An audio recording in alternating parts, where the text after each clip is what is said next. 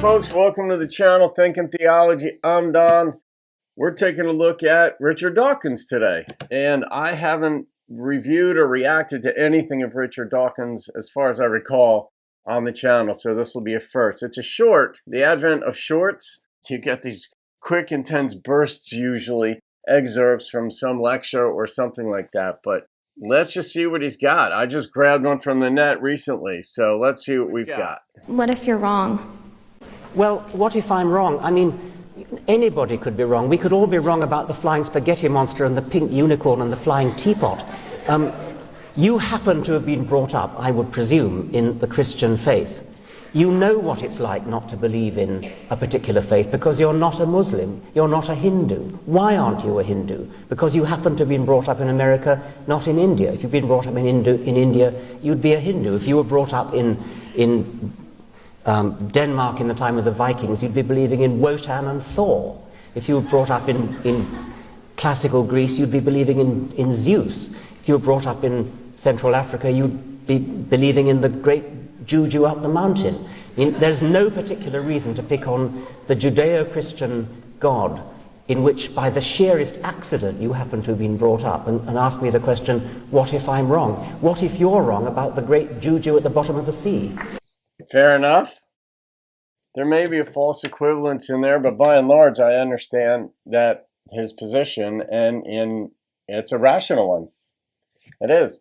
When you say, what if you're wrong about my belief in my Christian God, and his position is that, well, it's just an accident in a sense. And it is hard to argue against that if you were born in a different country, that culture, the overarching influence in that culture would determine in large part what ideas were put in your head at a young age. And that is a difficulty in one sense. And that's where belief, I have no problem when somebody says, I believe God raised Jesus from the dead, or I believe in Tanakh or the Mosaic Law, or in a spiritual power, say Hinduism or Buddhism, or all these different, and I mean, he used some extreme examples.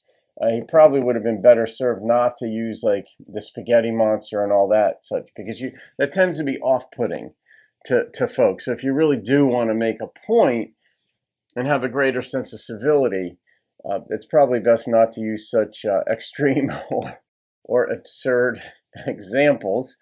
But I get the point. I can withstand that, but that, some folks may be a little bit more thin-skinned, because I generally look for civility. I don't have to agree with people politically, theologically, socially, or on a lot of things. But if somebody's decent and willing to engage in good conversation, or just kind or fun, or can even laugh at themselves, I like that, because there's a lot of material. I laugh at myself, and we don't have all the answers. We're still searching, and I think that's where when somebody comes up with a hard and fast conclusion, and I suppose it's part of my issue that I may have with folks like Hitchens and others, and theologians too, who speak absolutely this is the way it is. I say no, I don't agree with that statement. I think you believe a given thing, that there is a God, that there is no God, that Jesus was real, that Jesus wasn't real, or whomever.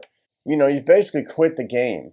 And I get that people like to arrive at conclusions, but you've got to leave the door open to that changing. Because conclusions just become premises in the next strand of arguments. When you study logic, formal logic, and you just look at premises, there are at least two statements, then three dots, which gives you a conclusion. That conclusion is then used as a premise in the next series of arguments and so forth. But once you say that I've got the hard and fast truth, the next step in that is to say, well, because I have the truth, I'm convinced I've got the truth. If you have a statement that disagrees with it, you are wrong. And that's where the issues arise between people. And that's where I think that using examples like the flying spaghetti monster, what have you, there may be a false equivalence there may not. It's an analogy, I get it, it's an example used to prove a point, but I think civility breaks down when you say things that are offensive.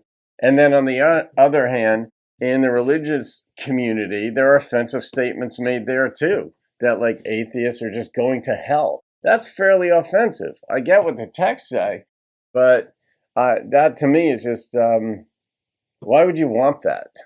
Why would you want that for another person? Unless they hurt you physically or hurt your children, I don't know. But I generally like civility among others. But the arguments here of Dawkins, we are a product of where we grew up and the ideas that were put in our head when we were younger. And then you've either got to fight against those or reanalyze them as adults. And that becomes a little bit of a challenge because ideas get embedded and your worldview is shaped. So even if you get rid of certain ideas, if you abandon certain beliefs that you had when you were younger, it doesn't mean that the other ancillary ideas that spawned from it, you've divested yourself of them. So by and large, I think you start with the premise that being considerate of other humans is a good place to start. But in any case, some people are more aggressive or assertive with what they think is right, and it tends to be their own opinions. Anybody who starts a sentence with, I believe that, is perfectly okay in my book. Because I can't speak against that. I could say I don't agree with it, but that doesn't mean I'm right. So, his point is well taken to the young lady in the audience who asked the question, what if you're wrong? Well, his position is, well, what if you're wrong? There you go, folks. You can leave your comments on that. This kind of stuff is fun to talk about. It's really philosophical and some very deep issues. Some of the deepest issues, as one of my philosophy of science professor, Tim Maudlin, back at Rutgers, said that some of the deepest issues in philosophy come from theology. And he himself was a hardcore atheist. So there you go. All right, guys. Have a great day. Please subscribe if you haven't. I'll see you on another video and keep thinking theology.